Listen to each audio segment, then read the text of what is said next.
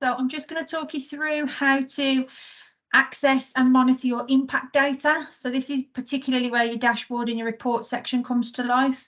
So you can only access impact data and start to compare your auditing once you have developed more than one audit in Edupod.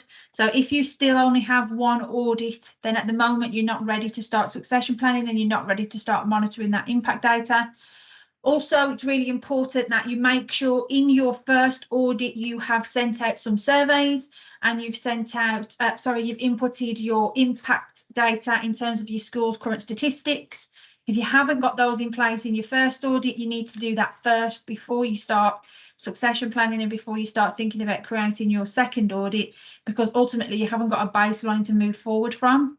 So first of all, I would make sure you've got survey sent out. I would make sure you have got your school's current statistics data inputted. If you have got both of those things, start thinking about creating your second audit. And then once you've got your second audit up and running and you've linked it to your first one, that's when you're then able to start monitoring your impact and your data. If there's anything that I've just said that's not making sense or you're stuck, again, just reach out to me. It's not a problem. There's lots of different how-to videos about lots of different sections that I've just explained. So just reach out to me and I can share and support you on those areas as well. But if you're happy and you've got all those things done and you're ready to start succession planning, this is how you monitor your impact data. So you go to your dashboard and your report section. You can compare your self-assessment audits here. So you click the add button and then you can select what you want to compare. So let's say I want to compare my initial audit to my spring audit, and then I click compare.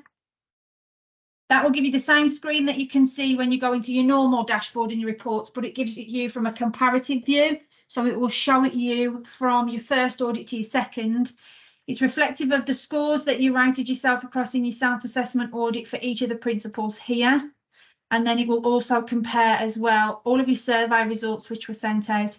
And again, it will map it across what everybody else is saying compared to what you have said, and also across each of the 5 principles as well. If there's more that you want to compare, you can. So you just keep adding in however many, depending on where you are in that succession planning. You may have 3 or 4 audits, you might only have 2.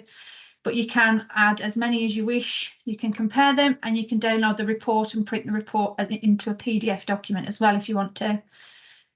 If you click impact data, which is the little side tab here when you've clicked dashboard and reports, again, you can click here and you can click your initial audit, and I want to compare it to my spring audit.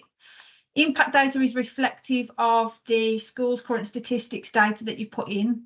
So you select the 2 that you want to compare or more, obviously, like I say, if you've got more in there, and that will then give you your impact report. So it will show you all of the school statistics that you inputted, and then it will compare it for you in a graph format as well, which is also downloadable into PDF as well. So that's how you access all of your input data. That's how you access your outcomes and your impact data. That's how you get all your reports and things like that as well. As always, any questions, reach out to me. It's not a problem. Thank you.